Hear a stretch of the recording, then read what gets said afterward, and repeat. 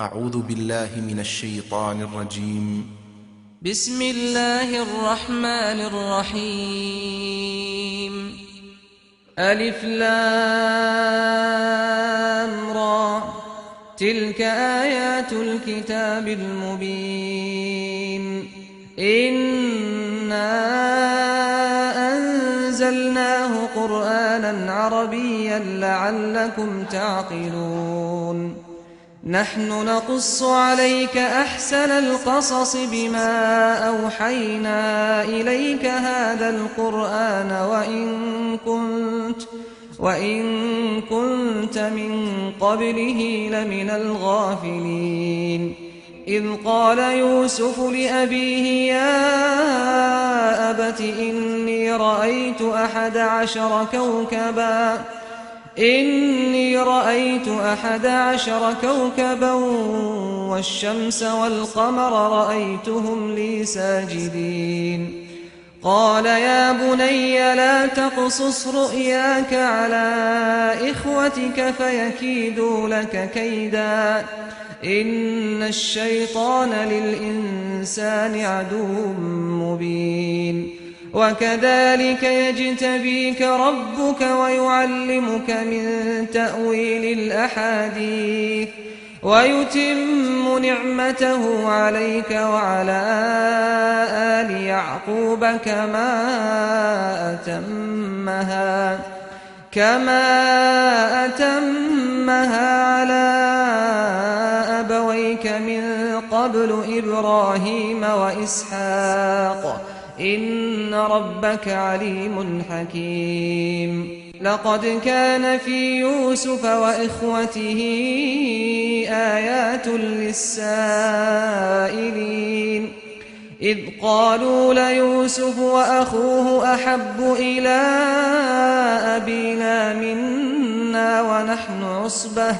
ونحن عصبة إن أبانا لفي ضلال مبين. اقتلوا يوسف أو اطرحوه أرضا يخل لكم وجه أبيكم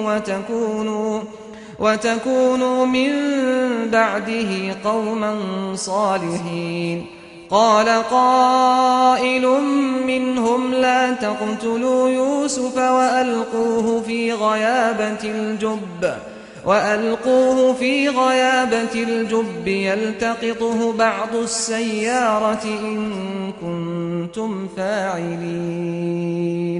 قالوا يا أبانا ما لك لا تأمنا على يوسف وإنا له لناصحون. أرسله معنا غدا يرتع ويلعب وإنا له لحافظون.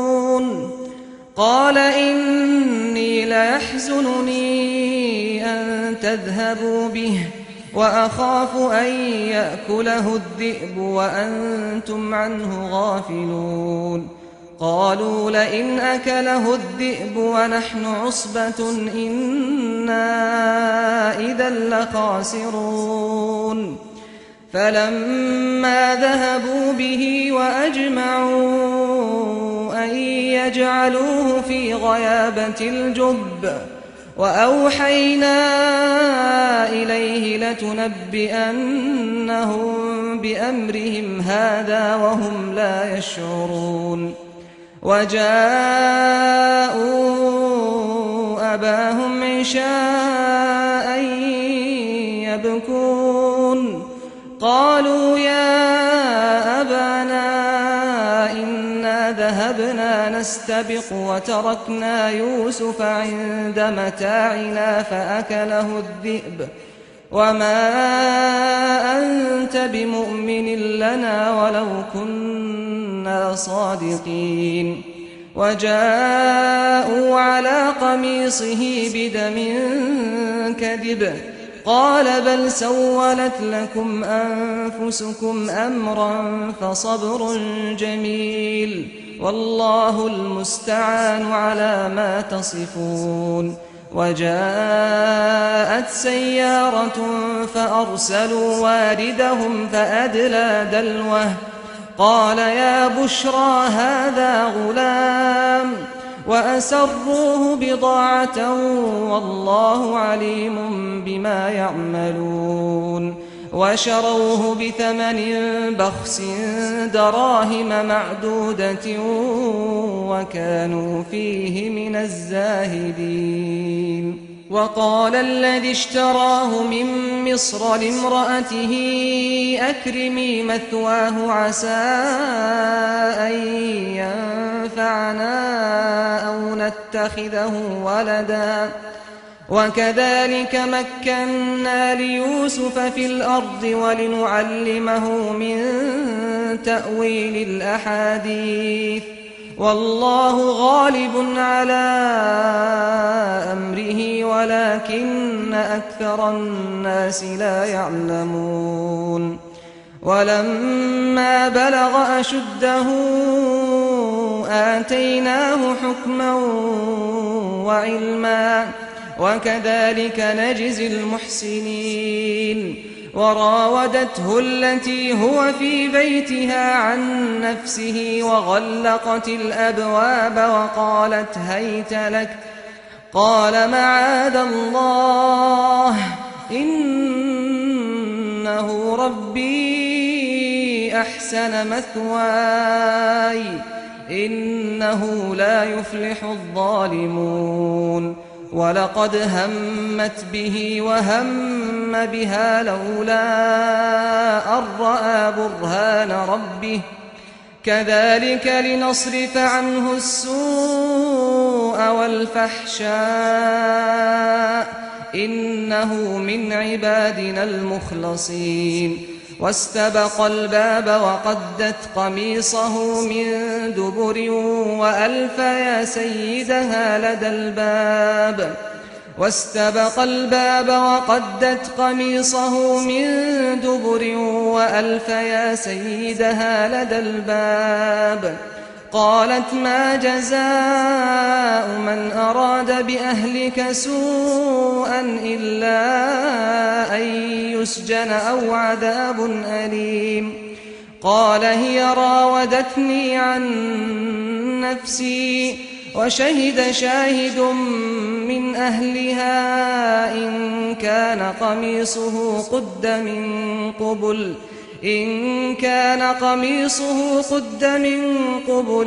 فصدقت وهو من الكاذبين وإن كان قميصه قد من دبر فكذبت وهو من الصادقين فلما رأى قميصه قد من دبر قال إنه من كيدكن إن كيدكن عظيم يوسف أعرض عن هذا واستغفري لذنبك إنك كنت من الخاطئين وقال نسوة في المدينة امرأة العزيز تراود فتاها عن نفسه قد شغفها حبا إنا لنراها في ضلال مبين فلما سمعت بمكرهن أرسلت إليهن وأعتدت لهن متكئا وآتت كل واحدة منهن سكينا وقالت اخرج عليهن فلما رأينه أكبرنه وقطعن أيديهن وقلن حاش لله ما هذا بشرا إن هذا إلا ملك كريم قالت فذلكن الذي لمتنني فيه ولقد راودته عن نفسه فاستعصم ولئن لم يفعل ما آمره ليسجنن وليكون من الصاغرين قال رب السجن أحب إلي مما يدعونني إليه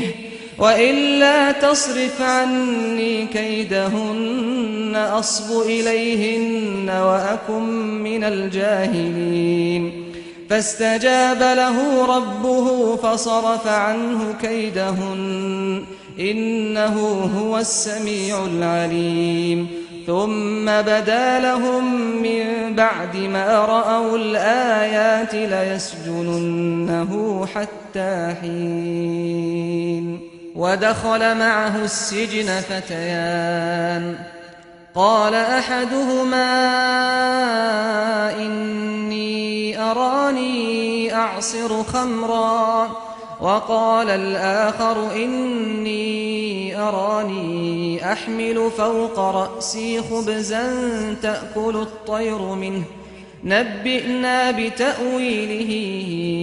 إنا نراك من المحسنين قال لا يأتيكما طعام ترزقانه إلا نبأتكما بتأويله قبل أن يأتيكما ذلكما مما علمني ربي إني تركت ملة قوم لا يؤمنون بالله وهم بالآخرة هم كافرون واتبعت ملة آبائي إبراهيم وإسحاق ويعقوب ما كان لنا أن نشرك بالله من شيء ذلك من فضل الله علينا وعلى الناس ولكن أكثر الناس لا يشكرون يا صاحبي السجن أأرباب متفرقون خير أم الله الواحد القهار ما تعبدون من دونه إلا أسماء سميتموها أنتم وآباؤكم ما أنزل الله بها من سلطان إن الحكم إلا لله أمر ألا تعبدوا إلا إياه ذلك الدين القيم ولكن أكثر الناس لا يعلمون يا صاحبي السجن أما أحدكما فيسقي ربه خمرا وأما الآخر فيصلب فتأكل الطير من رأسه قضي الأمر الذي فيه تستفتيان وقال للذي ظن أنه ناج منهما اذكرني عند ربك فأنساه الشيطان ذكر ربه فلبث في السجن بضع سنين وقال الملك إني أرى 7 بقرات سمان يأكلهن 7 عجاف و7 سنبلات خضر وأخر يابسات يا أيها الملأ أفتوني في رؤياي إن كنتم للرؤيا تعبرون قالوا أضغاث أحلام وما نحن بتأويل الأحلام بعالمين وقال الذي نجا منهما وادكر بعد أمة أنا أنبئكم بتأويله فأرسلون يوسف أيها الصديق أفتنا في 7 بقرات سمان يأكلهن 7 عجاف و7 سنبلات خضر وأخر يابسات لعلي أرجع إلى الناس لعلهم يعلمون قال تزرعون 7 سنين دأبا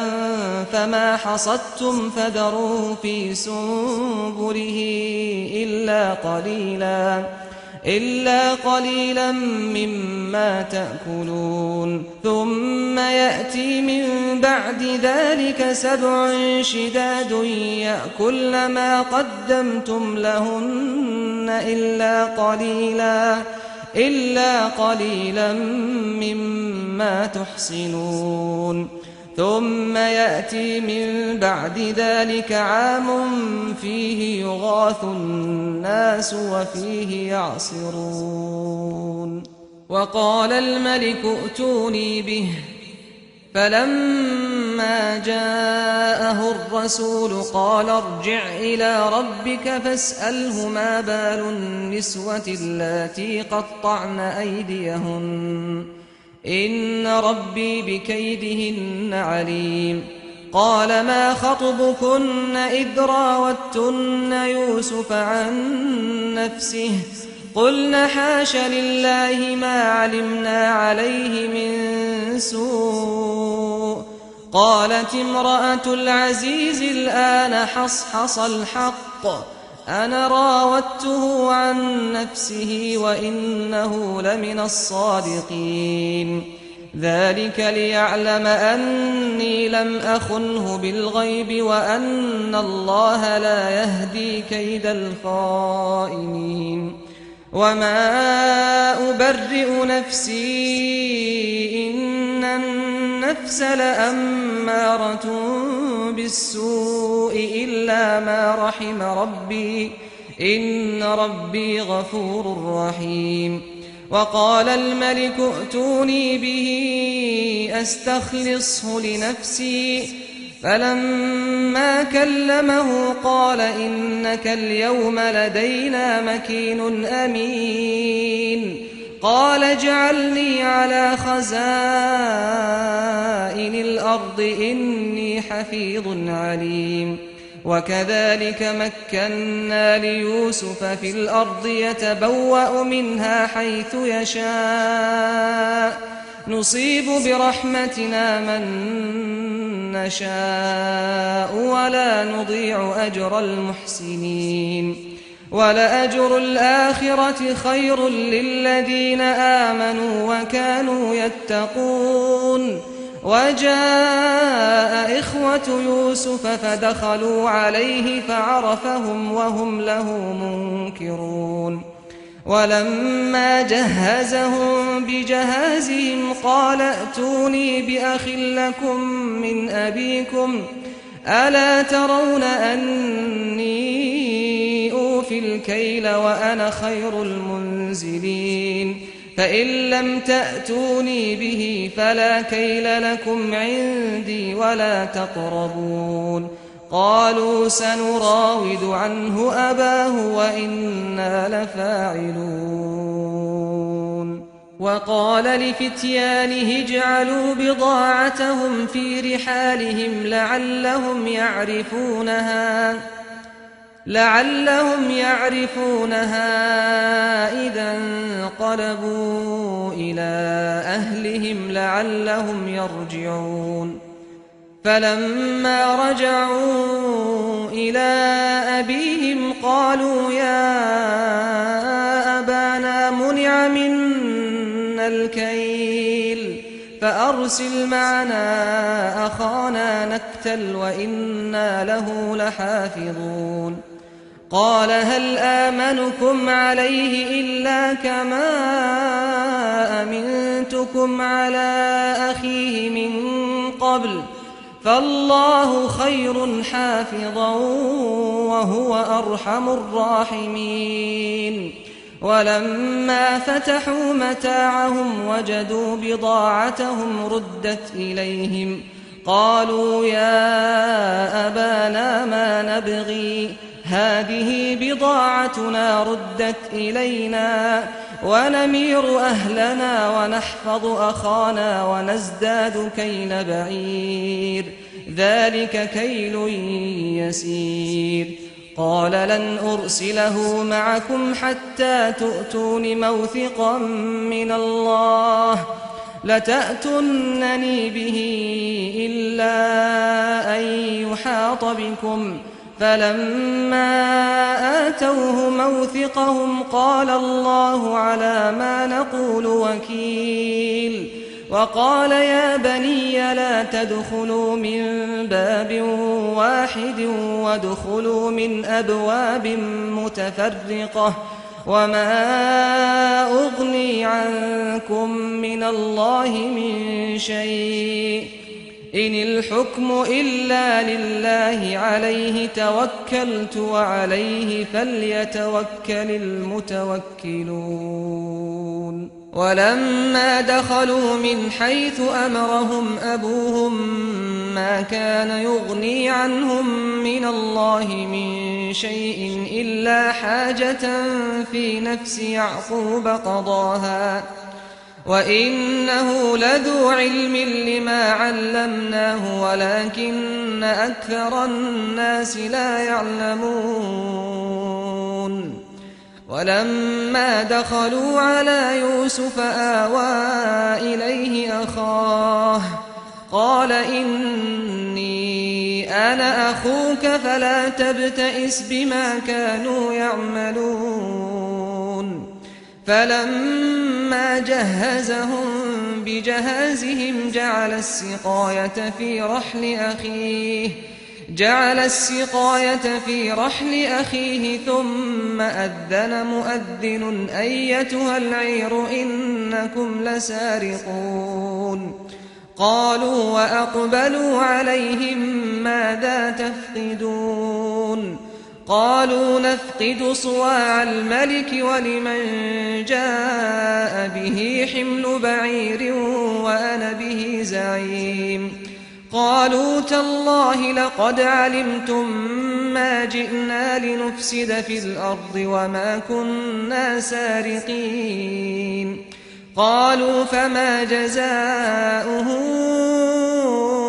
إن كنتم كاذبين قالوا جزاؤه من وجد في رحله فهو جزاؤه كذلك نجزي الظالمين فبدأ بأوعيتهم قبل وعاء أخيه ثم استخرجها من وعاء أخيه كذلك كدنا ليوسف ما كان ليأخذ أخاه في دين الملك إلا أن يشاء الله نرفع درجات من نشاء وفوق كل ذي علم عليم قالوا إن يسرق فقد سرق أخ له من قبل فأسرها يوسف في نفسه ولم يبدها لهم قال أنتم شر مكانا والله أعلم بما تصفون قالوا يا أيها العزيز إن له أبا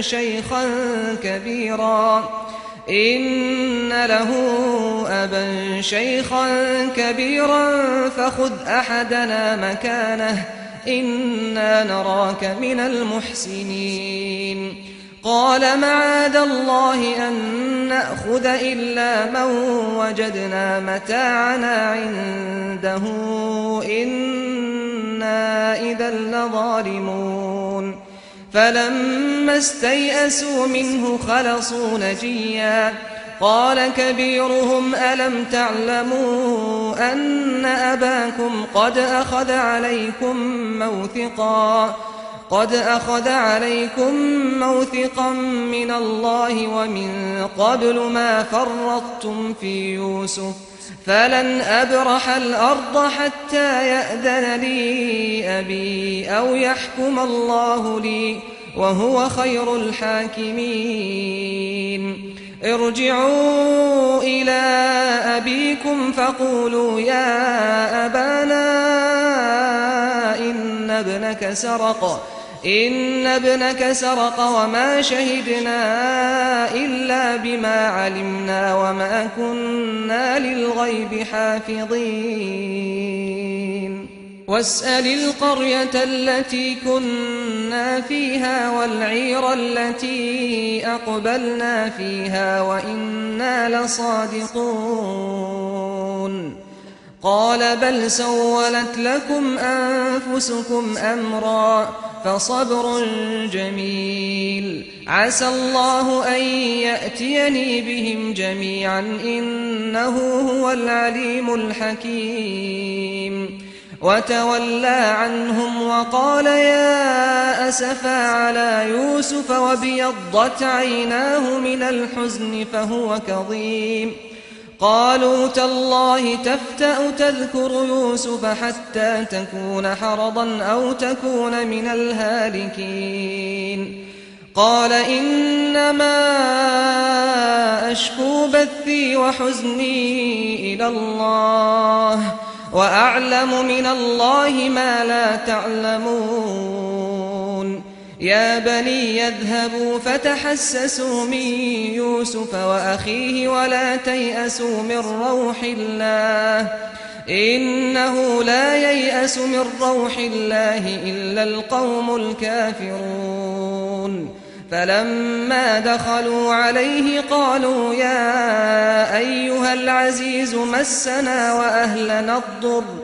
مسنا وأهلنا الضر وجئنا ببضاعة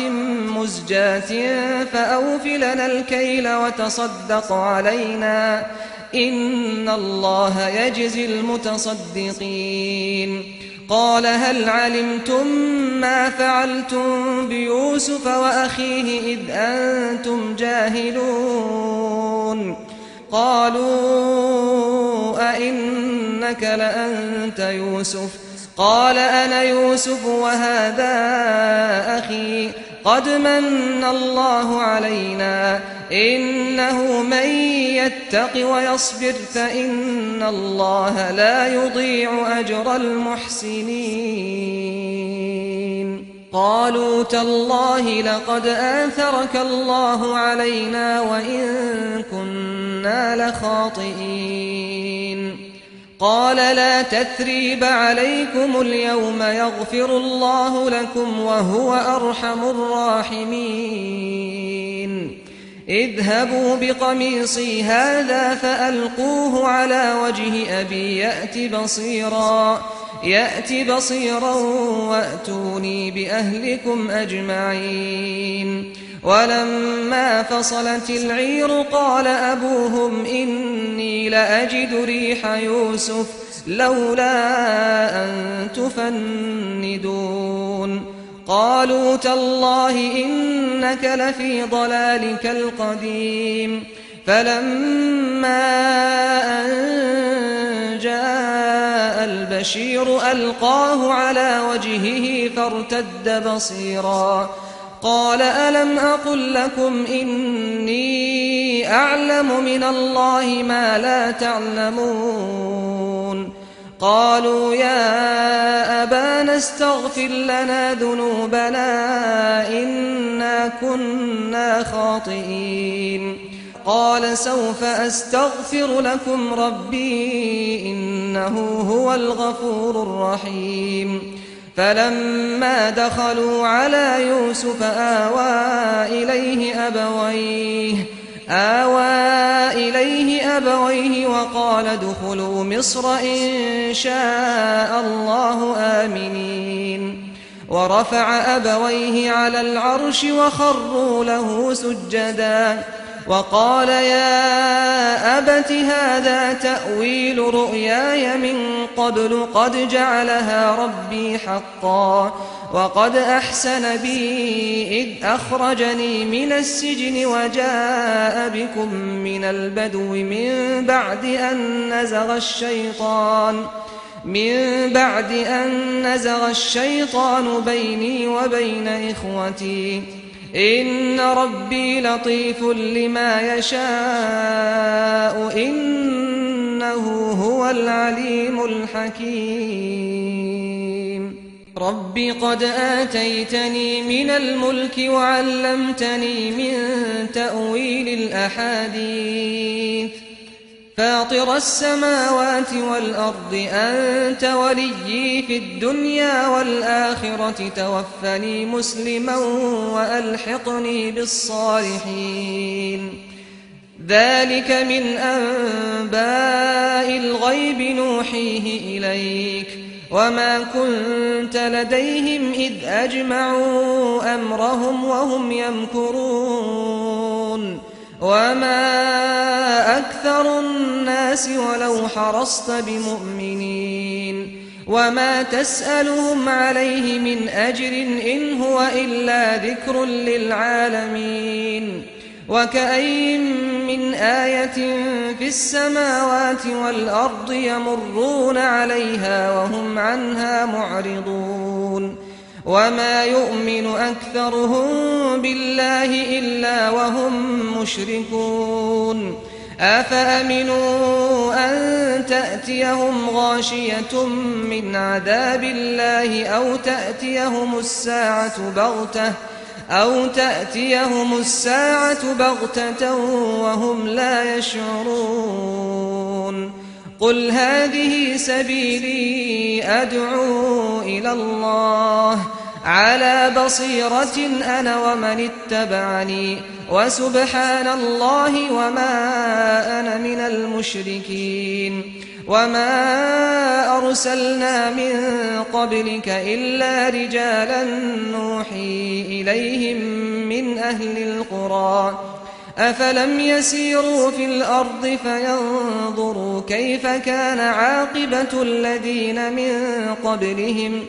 ولدار الآخرة خير للذين اتقوا أفلا تعقلون حتى إذا استيأس الرسل وظنوا أنهم قد كذبوا جاءهم نصرنا فنجي من نشاء ولا يرد بأسنا عن القوم المجرمين لقد كان في قصصهم عبرة لأولي الألباب ما كان حديثا يفترى ولكن تصديق الذي بين يديه وتفصيل كل شيء وهدى ورحمة لقوم يؤمنون